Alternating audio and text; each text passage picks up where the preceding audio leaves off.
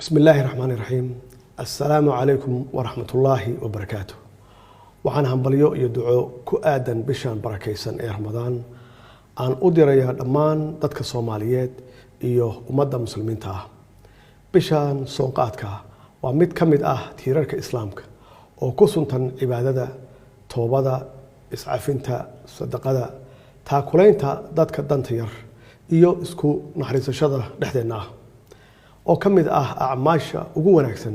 ee loogu dhawaado alle walaalayaal sida aad la socotaan dalkeena waxa uu la tacaalayaa saameyntii abaaraha ee dhibaatada weyn ka soo gaartay kumanaan qoys oo reer guuraa ah gudaha dalkeena iyo caqabadaha dhaqaale ee caalamka ka jira saas awgeed waxaan idinka codsanayaa inaynu badino ducada iyo iscaafinta inagoo alle ka baryana inuu dalkeena iyo dadkeenaba barakeeyo sidoo kale fadliga bishaan barakeysan awgeed waxaan ugu baaqayaa dadka Soomaaliyeed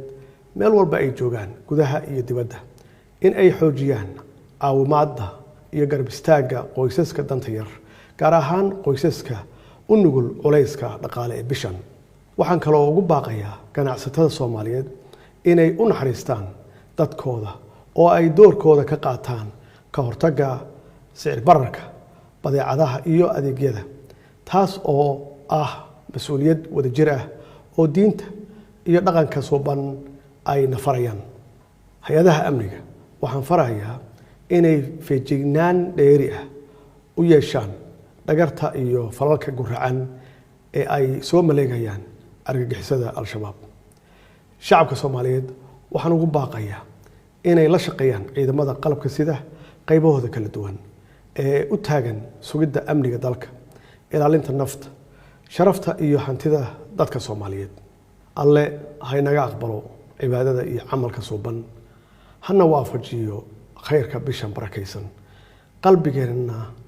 ha ku xoojiyo isjacayl dhexdeena dalkeena mid nabad ah oo ku tilmaaman horumar iyo barwaaqo wassalaamu calaykum waraxmatullaahi wabarakaatuh